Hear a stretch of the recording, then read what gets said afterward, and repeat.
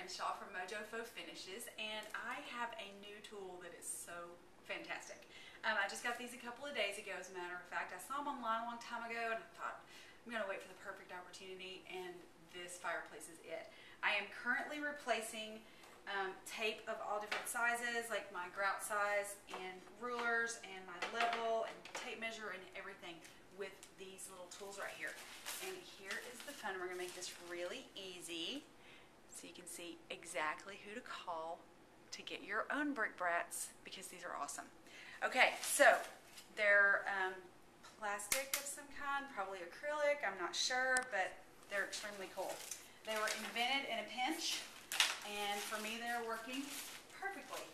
This is my first job with them, by the way. And our bricks, as you can see, are this size, and then the height of them is this size.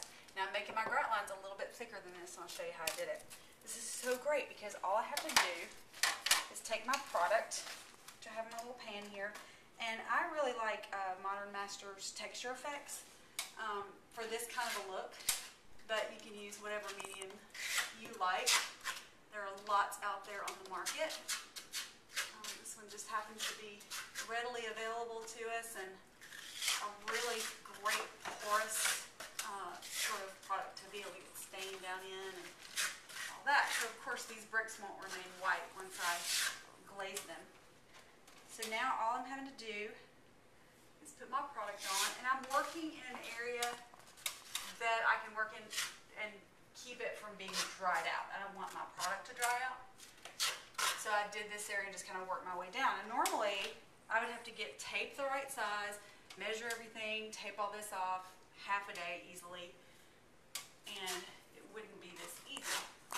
Now you'll notice I put a texture coat of my texture effects on, a very light texture coat, on the surface first, because I want my grout lines to have that sort of pitty kind of texture to them. I didn't want them to be the smooth wall. And I did this right over drywall. Didn't have to do anything to it because it's already painted. If you want it to be safe and prime, then you can. And I'm just going to put it on, leaving all my little holes and pits and everything for my stain or my glaze to get down in there.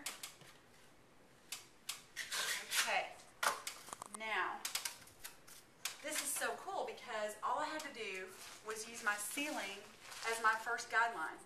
And I'm not necessarily putting the mark up there at the top, so I'm tilting it in, and I'm running along this line and creating the bottom. And if I get a little bump, that's no big deal because it looks like real stone. So then I'm going to go along, I'm going to widen my line by dropping down below it just a little bit. Wipe off the excess over here. There. And then I want to get the width right here. I'm going to start on this side of it. And the cool thing is, all I have to do is watch my line that's already over here, which I use the wall for to start over there. Watch my little guideline. I don't have to watch my new line because I know it's being created right there. And this is really perfectly wide for a grout line. I just wanted it to be a little wider for this use. Then I'm coming back, kind of knocking down the little edges right there. And you can wait a little while until this product is a little bit drier and come back with a sponge and kind of pat those edges down. And then I'm just coming back and evening out my little lines here and creating that true like stone block edge. And I can do that as thick or as thin as I want to, depending on if I'm creating like little tiles, or in this case, more like true blocks. So I'll finish that right there. And I'm going to use my little better straight edge here. Put just a little bit more product on there. And I can even out this corner, pressing down, and pulling up. I can scrape that out there a little bit. Make sure all my corners. are perfect if I want to use something that has a little bit, that's not rounded like this one, a little bit squarer edge. Put a little bit on there and really create that corner. The great thing is I have that perfect guideline from the Bratz to just go by. So fantastic. And no matter how much my product dries, I can still come back.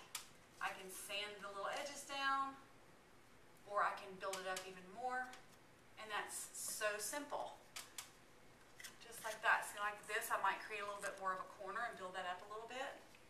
But voila, that's it. And now I checked earlier because I wanted to check and make sure that my ceiling, everything was level. So I took my level and went right across here, and sure enough, we defied all of nature and made a perfectly level line without even trying to.